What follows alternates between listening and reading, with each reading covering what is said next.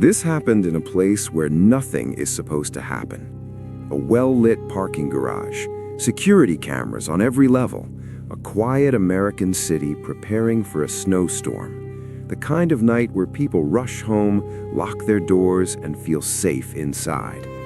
At 7:08 p.m., Daniel Harper walked out of his office. At 7:11 p.m., he got into his car. At 7:14 p.m., his headlights turned off. And after that, he was never seen again. His car never left the parking space. The doors were locked. There were no signs of a struggle, no broken glass, no blood, no witnesses. Just a man who entered his vehicle and somehow vanished before he could even start driving home. 2 minutes later, his phone powered off forever. Security cameras captured every entrance and exit of that garage. Not a single vehicle matching his left the building. No one was seen approaching his car. It was as if he disappeared into thin air. But here's what makes this case truly disturbing. 16 minutes before Daniel walked to his car, someone submitted a fake maintenance request for a flickering light in a blind spot of the garage, an area not fully covered by cameras. And just before Daniel's headlights flickered on and off, a hooded figure was seen standing in that exact corner, waiting. This wasn't a highway accident. This wasn't a random carjacking. If this was an abduction, it was planned, down to the minute, down to the angle of the cameras. Tonight, we're diving into the disappearance of Daniel Harper, a case that forces one terrifying question. If you can vanish inside your own locked car, under bright lights and surveillance cameras, where are you ever truly safe? In February of 2013, the small city of Brookhaven, Ohio, was preparing for a snowstorm that meteorologists said would last all weekend. Schools were closing early, grocery stores were packed. By 6 p.m., most residents were already home. At 7:12 p.m., 42-year-old Daniel Harper texted his wife, Megan, that he was leaving his office downtown and heading home before the roads became dangerous. It was a 15-minute drive. He never arrived. At 8:03 p.m., Megan called him. No answer. At 8:17, she tried again, straight to voicemail. By 9 p.m., she called police. Officers initially assumed Daniel had slid off the road somewhere in the storm. Visibility was low. Snow was piling up quickly. Patrol units began checking ditches and side roads between downtown and the Harper residence. They found nothing. Daniel's black Toyota Camry was not on any roadway, not in any ditch, not in any accident report. By midnight, the storm had intensified. Search efforts were suspended until morning. At 6:30 a.m., snowplow drivers reported something unusual in the parking lot of Daniel's office building. His car was there, parked perfectly within the lines, engine cold, doors locked, no damage. Investigators confirmed the car had never left the lot. Security footage from the building showed Daniel exiting the office at 7:08 p.m., walking toward the parking garage. He appeared calm. He was wearing a dark overcoat and carrying his laptop bag. At 7:11 p.m., cameras captured him entering his vehicle. At 7:13 p.m., the headlights turned on. At 7:14 p.m., the headlights turned off. The car never moved. No one exited the vehicle on camera. The angle didn't show the driver's side clearly after that moment, but no footage showed Daniel walking back into the building. He vanished inside his own car. Police processed the vehicle. No signs of struggle, no blood, no broken glass. Daniel's wallet was in the center console.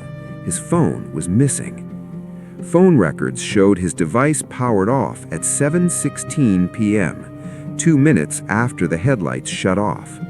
Cell tower data placed the phone in the immediate vicinity of the parking garage at that exact time. After that, it went dark permanently. The parking structure had only 2 vehicle exits, both monitored by traffic cameras due to recent vandalism in the area. Reviewing footage from 7 p.m. to midnight revealed no vehicle matching Daniel's leaving the garage. And yet, he was gone. Investigators began considering the possibility that someone else entered the car. But how?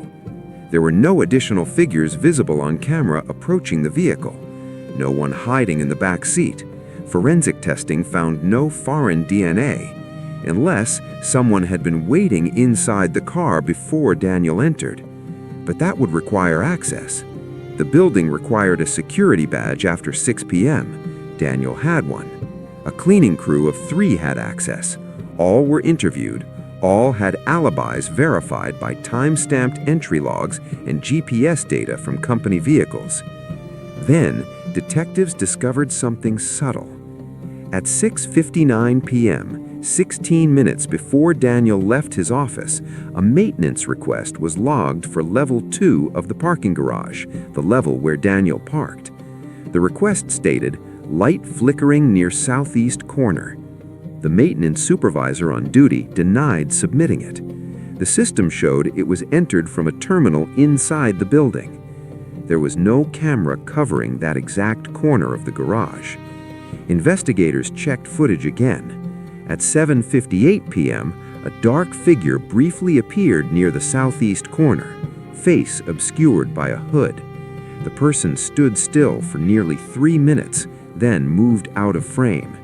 No vehicle approached them. No one else interacted with them. After that, the area remained empty until Daniel's headlights turned on and off.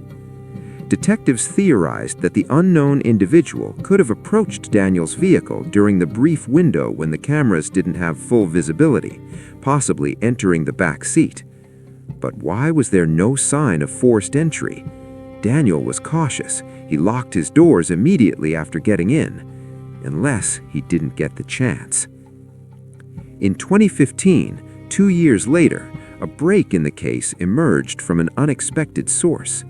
A retired police officer in a neighboring county reported a similar incident back in 2008. A man had entered his parked car in a mall garage and disappeared. His vehicle was later found still parked, engine off, doors locked. That case had gone cold due to lack of evidence. The pattern was unsettling. Both garages had blind spots in surveillance coverage. Both disappearances occurred within minutes of the victims entering their cars. Both victims' phones powered off shortly after. Investigators began exploring a theory rarely discussed publicly: targeted abduction within enclosed parking structures by someone who studied camera angles and security vulnerabilities. In 2017, construction crews renovating an abandoned warehouse 3 miles from Daniel's office discovered several personal items in a hidden crawl space. Among them was a smartphone battery matching the model Daniel owned. Serial numbers confirmed it belonged to him. No remains were found. No fingerprints, just the battery. The implication was chilling. Someone had removed the battery manually. Not a random glitch, not water damage, deliberate. To this day, Daniel Harper has never been located. No ransom demands were ever made. No financial activity occurred after that night. His family continues to push for answers. Brookhaven installed upgraded surveillance systems in all public garages in 2018. And if you ask residents what unsettles them most, it's not the storm that night. It's the idea that Daniel didn't vanish on a dark highway. He disappeared in a well-lit parking garage, surrounded by cameras, in a place designed to feel controlled and safe. Which means someone knew exactly not to be seen. And maybe still does.